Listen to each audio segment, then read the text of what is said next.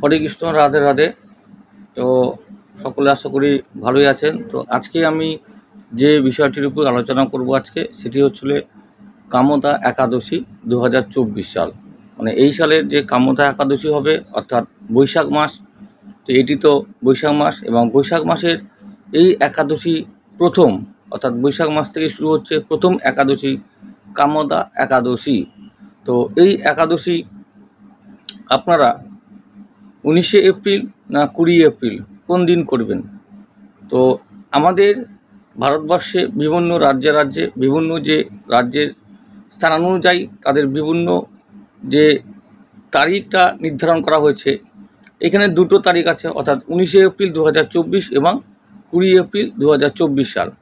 তো 19শে এপ্রিল 2024 সালে শুক্রবার।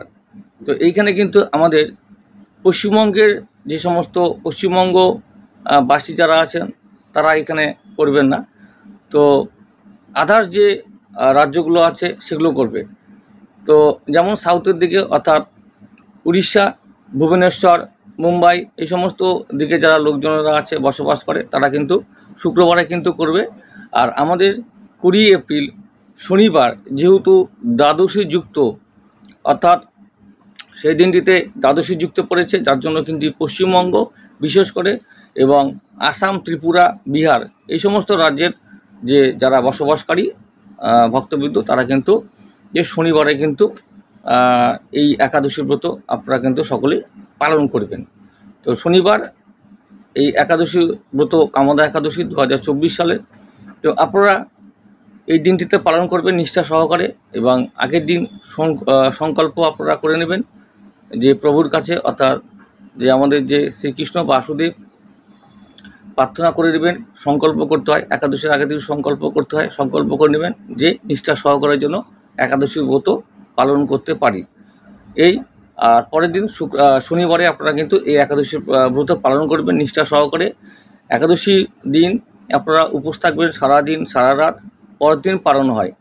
তো আপনারা কিন্তু সারাদিন ফলাহার করতে পারবেন, অর্থাৎ ফল সামগ্রী যে সমস্ত যে কাঁচা যে ফল, সেগুলো আপনারা নিতে পারবেন। এছাড়াও যে মোটা দানার যে সাবুগুলো, সেগুলো ভিজিয়ে আপনারা কিন্তু খিচুড়ি তৈরি করতে পারবেন। আপনারা যদি হলুদ এখানে ব্যবহার করতে চান, সেই যদি পাউডার যে হলুদ সেটা যদি করতে না চান, তবে কিন্তু কাঁচা হলুদ যে আছে সেটা কিন্তু এক টুকরো দিয়েও কিন্তু বেটে সেটাতেও করতে পারবেন।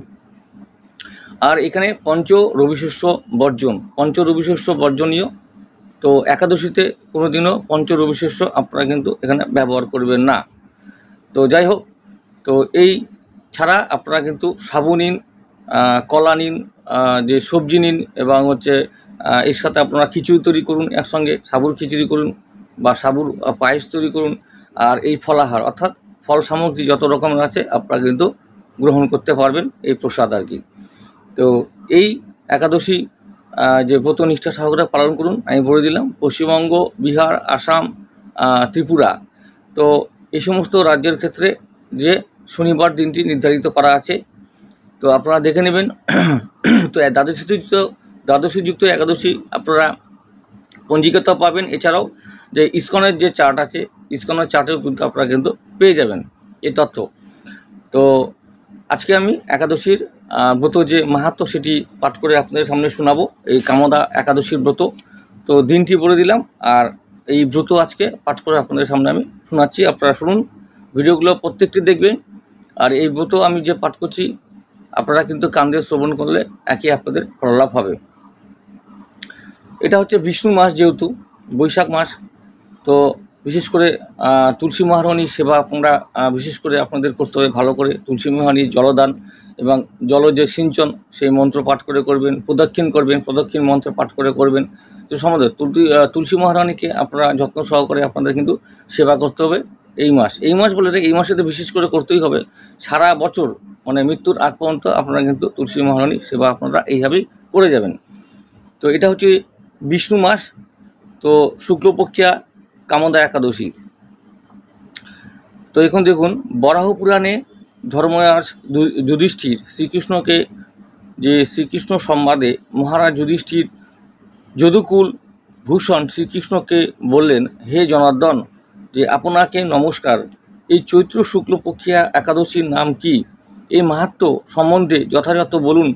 শ্রীকৃষ্ণ বললেন, হে মহারাজ, এই একাদশী ব্রত সম্বন্ধে এক যে বিচিত্রতর পুরাতন কাহিনী তোমায় বলছি, একাগ্র চিত্তে শ্রবণ করো। তো একসময় মহারাজ দিলীপ তার গুরুদেব মহিষী বশিষ্ঠের নিকট এই একাদশীর নাম, ব্রত, মাহাত্ম্য কথা জিজ্ঞাসা করেছিলেন। তদুত্তরে বশিষ্ঠমুনি যে বলেছিলেন, হে রাজন, এই একাদশীর নাম কামদা।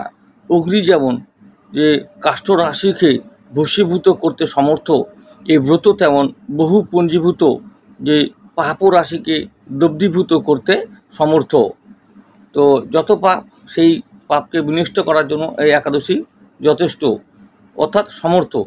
এই ব্রত পুত্র প্রদানকারিণী, এর মাহাত্ম্য সম্বন্ধে বলছি, শ্রবণ করো।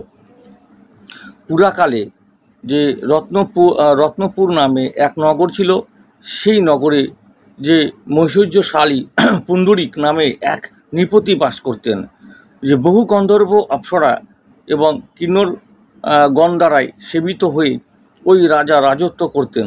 সেই সময় ললিতা নাম্নী এক অপ্সরা ও ললিত নামে এক যে গন্ধর্ব, তারা উভয়ে যে প্রীতি প্রণয়ে আবদ্ধ হয়ে বহুবিধ ধন ঐশ্বর্য বৈভবপূর্ণ গৃহে যে পতি পত্নী রূপে ক্রিয়ারত থাকত। একে অপরকে ক্ষণকাল না দেখে থাকতে পারত না। একসময় এক মহতী সভায় রাজা পুণ্ডরিক ও অন্যান্য যে গন্ধর্বগণ ক্রিয়া করছিলেন। তো পত্নীরহিত ললিত সেই সভায় গান করছিল, কিন্তু ললিতা অনুপস্থিত থাকায় ললিতের কণ্ঠস্বর বন্ধ হয়ে যাচ্ছিল, এমনকি যে তাল ভঙ্গও হয়ে যাচ্ছিল। তাই কর্কটক নামে এক নাগ এই রহস্য অবগত ছিল। সে রাজা পুণ্ডরিককে সব কথা বলল। রাজা ওই কথা শুনে ললিতাকে অভিশাপ দিলেন, ওরে অধম দুরাচার, যে তুই শ্রীবশ হয়ে সঙ্গীতের তালভঙ্গ করছিস, তুই পচা মাংস ভোজি, যে মানুষ খেয়ে রাক্ষস হয়ে যা। ললিতা হঠাৎ নিজ পতির এই রাক্ষস রূপও দেখতে পেয়ে খুবই যে ব্যথিত চিত্তে কি করি, কোথায় যাই, এই চিন্তায় দিবারাত্রি অত্যন্ত দুঃখের সঙ্গে কাল কাটাতে লাগলো। ললিতা লজ্জা ত্যাগ করে স্বামীর সঙ্গে যে গহন বনে বিচরণ করতে করতে একদিন যে বৃন্দ পর্বতের চূড়ায় যে সিঙ্গি নামে এক মুনির যে আশ্রম দেখতে পেল। ললিতা তথায় আশ্রমের মুনিবরকে নম্র শ্রদ্ধা ভক্তি সহকারে প্রণাম করল। মুনি বললেন, হে শুভে, তুমি কে, কেন এখানে এসেছ? ললিতা বলল, হে মহাত্মন, যে আমি বীরন্বদা নামক এক গন্ধর্বের কন্যা, যে আমার নাম ললিতা, আমার স্বামী যে অভিশপ্তগ্রস্ত, তাকে আমি সঙ্গে করে নিয়ে এসেছি। হে মহামুনে, গন্ধর্বরাজ পুণ্ডরিককে যে অভিশাপ, সে যে নরকেকো রাক্ষস হয়েছে, কৃপাপূর্বক আপনি এই প্রতিকার এর করুন। মহামুনি সিঙ্গি বললেন, হে গন্ধর্ব কন্যা, যে আগামী চৈত্র মাসের শুক্লপক্ষিয়া কামদা একাদশী, এই একাদশী পালনে যে সফল কামনা পূরণ হয়। তুমি আমার উদ্দেশ্যানুসারে এই ব্রত পালন করে তোমার সব পুণ্য ফল তোমার স্বামীকে অর্পণ করো। তোমার পুণ্য প্রভাবে ওই পাপ থেকে মুক্ত হবে। ললিতা তখন উৎফুল্ল চিত্তে এই একাদশীতে নিরাহারে থেকে সমস্ত দিবাভাগে ভগবত চিন্তা এবং রাত্রভাগ ও জাগরণে অতিবাহিত করেছিল। যে দ্বাদশীর দিন পূজাকালীন মুহূর্তে ভগবান শ্রীকৃষ্ণকে সম্মুখে ললিতা বলল, হে প্রভু, আমি যে আমার পতির পাপ মুক্তির নিমিত্তে এই কামদা একাদশী পালন করছি, যে আমার পুণ্য প্রভাবে তার এই পাপ দেহ দূর হোক। সে সময় রাক্ষস জড়ি যে প্রাপ্ত ললিত তথায় ছিল। ভগবতের ইচ্ছায় ললিতায় ব্রত পালন প্রভাবে যে ললিত তৎক্ষণাৎ দিব্য দেহ ধারণ যে করে যে গন্ধর্বত লাভ করে। এতে যে তারা মহাসুখে দিন কাটাতে লাগলো। হে রাজশ্রেষ্ঠ, এই কামদা একাদশীর মতো ব্রত যে কুত্রাণীর দৃষ্টি হয় না।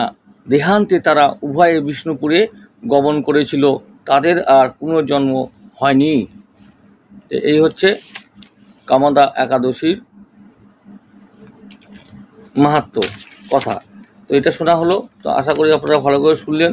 তো এইভাবে আপনারা যে প্রত্যেকটি একাদশী আপনারা পালন করবেন, প্রত্যেক মাসে 2টো করে একাদশী। তো আপনারা কিন্তু অবশ্যই পালন করার চেষ্টা করুন, যারা এখনও করেননি অবশ্যই চেষ্টা করে থাকেন, করতেই হবে। একাদশী ব্রত পালন সকলকেই করা উচিত এবং প্রভুর কাছে শরণাপন্ন হতে হবে। সেদিনকার প্রভুর কীর্তন বাড়িতে আপনারা করবেন, যেখানে সাধুসঙ্গ হয় সাধুসঙ্গতে যেতে পারবেন, যেখানে গীতা পাঠ হয়, ভগবদ গীতা পাঠ হয়, সেখানে আপনারা যেতে পারবেন। মানে এক কথা বলতে গেলে সারাদিন আপনাদের কিন্তু এই ভজন কীর্তন নিয়েই এবং এই পাঠ নিয়ে আপনাদেরকে থাকতে হবে একাদশীর দিন। কোনো গণ্ডগোল নয়, কোনো ঝগড়া নয়, কোনো অশান্তি নয়, এবং শান্তিপ্রিয়ভাবে শান্তি মনে এক প্রাণ দিয়ে একদম ভগবানের সেবা করতে হবে, ভগবানকে ডাকতে হবে। অবশ্যই কিন্তু ভগবান সকলের মঙ্গল করবেই। তো এই হচ্ছে কামদা একাদশীর মাহাত্ম্য কথা, ব্রত কথা আপনাদের সামনে পাঠ করে শোনালাম। তো এরকম আমাদের এই চ্যানেলটির মাধ্যমে ব্রত কথা অর্থাৎ একাদশীর যে মাহাত্ম্য কথা, ব্রত কথা এবং যে গীতা পাঠ, ভগবদ গীতা, চৈতন্য চরিতামৃত পাঠ সমস্ত কিছু পেয়ে যাবেন। আশা করি ভালো লাগবে এবং ভালো লাগলে অবশ্যই লাইক করবেন। রাধে রাধে, হরে কৃষ্ণ বলে কমেন্ট করতে ভুলবেন না। তো ভক্তবৃন্দ, যে হচ্ছে আপনারা অবশ্যই কিন্তু ভক্তিমতী মায়েরা ও বাবারা আপনারা কিন্তু সকলেই এই পাঠগুলো শুনবেন মনোযোগ সহকারে। আর যদি আপনারা পড়তে পারেন অবশ্যই নিজে পাঠ করার চেষ্টা করবেন, যদি না পারেন অবশ্যই এই পাঠগুলো কিন্তু শ্রবণ করবেন, তাহলেই হবে। এইভাবে সঙ্গে থাকুন আর আমাদের এই ভজন কীর্তন চ্যানেলটির মাধ্যমে যে যুক্ত হয়ে থাকুন এবং সাপোর্ট করুন, যাতে আমি প্রভুর এই যে পাঠগুলো নিয়ে আসতে পারি আপনাদের সামনে। এবং হরিবাসরে যে পাঠগুলো হয়, কীর্তন হয়, হরিসভায় হয়, সাধুসঙ্গ যে সমস্ত জায়গায় যে কীর্তন হয়, সমস্ত কিছু আমি যেন আপনাদের এর মাধ্যমে যে ছড়িয়ে দিতে পারি, অর্থাৎ কৃষ্ণ নাম কৃষ্ণ ভক্তি যেন সবার মধ্যে আমি ছড়িয়ে দিতে পারি। তো এই প্রচেষ্টা করে যাচ্ছি। হরে কৃষ্ণ, রাধে রাধে, সকলে ভালো থাকুন, সুস্থ থাকুন। হরে কৃষ্ণ।